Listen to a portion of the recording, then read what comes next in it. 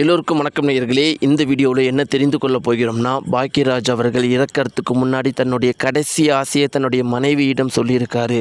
ஆனால் அதன் பிறகு இறந்து போயிட்டார். இன்று பார்த்தீங்கன்னா அவங்களுடைய மனைவி அந்த குறிப்பிட்ட விஷயத்தை சொல்லி அழுகிறாங்க. அதை கேட்கும்போது நமக்கு அந்த அளவுக்கு கஷ்டமாக இருக்குது. இப்படிப்பட்ட ஒரு விஷயத்தை பாக்கியராஜ் அவர்கள் இறப்பறதுக்கு முன்னாடி தன்னுடைய மனைவியிடம் சொல்லியிருக்காரு. இந்த வீடியோவில் அவருடைய கடைசி ஆசை என்ன, கடைசியாக தன்னுடைய மனைவியிடம் சொன்ன அவருடைய ஆசையை பற்றி தான் நாம் தெரிந்து கொள்ள போகிறோம். அது நிறைவேறாமையே இறந்து போன சோகம் நம்முடைய தமிழகம் முழுக்கவே மிகப்பெரிய அதிர்ச்சி ஏற்படுத்தியிருக்குது. பாக்கியராஜ் கடைசியாக தன்னுடைய ஆசையாக மனைவியிடம் சொன்ன விஷயத்தை பற்றி தெரிந்து கொள்ளலாம். வாங்க வீடியோக்குள்ளே போகலாம். சேனலுக்கு புதியவராக இருந்தால் மறக்காமல் சப்ஸ்கிரைப் பண்ணுங்க. நேயர்களே, இன்று காலை பார்த்தீங்கன்னா பாக்கியராஜ் அவர்கள் இறந்து போயிட்டாங்க. அவருடைய மரண செய்தி மிக பெருமளவுக்கு சோக அலைகளை தமிழகம் முழுக்கவே ஏற்படுத்தியிருக்குது. ஒவ்வொருத்தருமே அதிர்ந்து போயிருக்கிறாங்க. எல்லாருமே சொல்கிற விஷயம் என்னென்னா, அதிர்ச்சியாக இருக்குது, எங்களுக்கெல்லாம் பாக்கியராஜ் ரொம்பவே பிடிக்கும், அவர் இப்படி இறந்து போயிட்டாரு அப்படின்னு ஒவ்வொருத்தருமே கண்கள் கலங்கியிருக்கிறாங்க. இன்னும் சொல்லப்போனால் 2005 வரைக்கும் பிறந்த அனைத்து கிட்ஸுக்குமே பாக்கியராஜ் அவர்கள் அந்த அளவுக்கு பிடிக்கும்.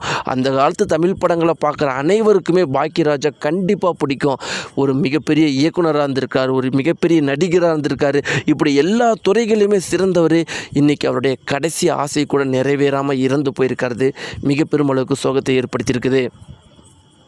அவர் எப்படி இறந்தார் அப்படின்னு சொல்லிட்டு 2 விஷயங்கள் சொல்லப்படுது. முதல் விஷயம் என்ன அப்படின்னு பார்த்தீங்கன்னா, அந்த மனிதரால் அவருடைய ஆசான், அவருடைய குரு, அவரை வாழ்க்கையில் வழிநடத்தவரான பாரதி ராஜா அவர்கள் இறந்து போனதை அவரால் தாங்கிக் கொள்ள முடியல.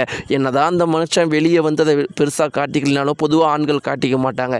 2 வாரமாக தனக்கு வாழ்க்கையை கொடுத்தவர் இறந்து போயிட்டார், இந்த உலகத்தை விட்டுட்டு போயிட்டார், தான் தனியாக இருக்கிறோம் அப்படிங்கிற சோகத்தோடையே இருந்திருக்காரு. அந்த ஒரு மன உளைச்சல் மிக பெருமளவுக்கு இருந்திருக்குது. இன்னொரு புறம் பார்த்தீங்கன்னா, அவர் குஷ்பு மற்றும் சுந்தர்சியுடைய மகளுடைய திருமணத்திற்காக கோவா போயிருக்காரு. கோவா போய் என்ன பண்ணியிருக்காருன்னா, மதுவும் மாமிசமும் சாப்பிட்ருக்கிறாரு. ஆனால் கோவாவிலேருந்து வந்து 2 நாட்கள் பார்த்தீங்கன்னா அவர் எந்த ஒரு செயலுமே செய்யலை, வீட்டிலே இருந்திருக்காரு. நேற்று இரவு அவருக்கு இதய வலி அதிகமாக ஏற்பட்டிருக்குது. இரவு தான் 10-11 மணிக்கு மேலே தான் வலிக்குது அப்படின்னு சொல்லியிருக்காரு. அதன் பிறகு தான் உண்மை என்னன்னு சொல்லியிருக்கிறாங்க அப்படின்னு பார்த்தீங்கன்னா, அவருக்கு நேற்று காலையிலேருந்தே அந்த இதய பாரமாக வலியாக இருந்திருக்குதான். அவர் அதிகமாக எந்த விஷயத்தையும் வெளியே சொல்லாத ஒரு நபர் அப்படிங்கிறதுனால ரொம்பவே அமைதியாக இருந்திருக்காரு, மாத்திரை சாப்பிட்டு இருந்திருக்காரு. நைட் அந்த வலியை தாங்க முடியலன்னு சொன்ன பிறகு தான் தன்னுடைய மகன்கிட்டையும் மனைவிக்கிட்டையும் சொல்லியிருக்கிறாங்க. உடனடியாக மருத்துவமனை கூட்டிகிட்டு போயிருக்கிறாங்க. ஆனால் மருத்துவர்கள் ரொம்பவே லேட் ஆகிடுச்சு, முன்னாடியே வந்திருக்கலாம் அப்படின்னு சொல்லியிருக்கிறாங்க. இறந்துட்டாருங்கிற விஷயத்த சொல்லியிருக்கிறாங்க. இப்படி இருக்க நேயர்களே, இன்றைக்கி ரொம்பவே முக்கியமான விஷயம் என்ன அப்படின்னு பார்த்தீங்கன்னா, பாக்கியராஜ் அவர்கள் இறக்கிறதுக்கு முன்னாடி தன்னுடைய மனைவியிடம் சொன்ன விஷயம்தான். அவர் மருத்துவமனைக்கு போகும்போது, இந்த ஸ்ட்ரெச்சரில் போகும்போது தன்னுடைய மனைவியிடம், நிறைய தடவை இப்படி நான் ஹாஸ்பிட்டல் வந்திருக்கிறேன், ஒரு குளுக்கோஸ் ஏற்றுவாங்க, இல்லைன்னா ஒரு ஊசி போடுவாங்க ப்ரெஷர் குறையிறதுக்காக. ஆனால் எனக்கு ஏதோ இந்த தடவை பதட்டமாக இருக்குது, நான் மறுபடியும் உங்களெல்லாம் பார்க்க முடியாதோ அப்படின்னு எனக்கு தோணுது.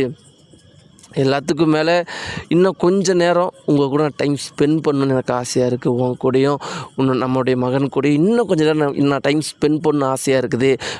வேலைன்னு சொல்லிட்டே என்னுடைய வாழ்க்கை முழுக்க தெரிஞ்சிட்டேன். உங்கள் கூடலாம் நான் ரொம்ப டைம் ஸ்பெண்ட் பண்ணவே இல்லை. எனக்கு இப்போ ஆசையாக இருக்குது. ஆனால் நான் இந்த தடவை எனக்கு ஏதோ ஆயிடும்னு எனக்கு தோணுது, அது எனக்கு தெரியல. ஆனால் நான் உயிரோடு மறுபடியும் வந்தேன்னா உங்கள் கூட நிறைய நேரம் டைம் ஸ்பெண்ட் பண்ணணும், அது மட்டும்தான் என்னுடைய ஆசைன்னு சொல்லிவிட்டு அவர் ட்ரீட்மெண்ட்டுக்கு போயிருக்கிறாரு. அதன் பிறகு அவர் உயிர் பிரிஞ்சிருக்காரு. இந்த ஒரு குறிப்பிட்ட செய்தி எல்லார் மனதையுமே மிக பெருமளவுக்கு சோகத்தை ஏற்படுத்தியிருக்குது. நேயர்களே, உங்களுக்கு பாக்கியராஜ் அவர்களை எந்த அளவுக்கு பிடிக்கும், எந்த படத்தில் பிடிக்கும், எதனால் பிடிக்கும் அப்படிங்கிறதெல்லாம் மறக்காமல் கீழே இருக்கிற கமெண்ட் பாக்ஸில் தெரிவிங்க. நன்றி.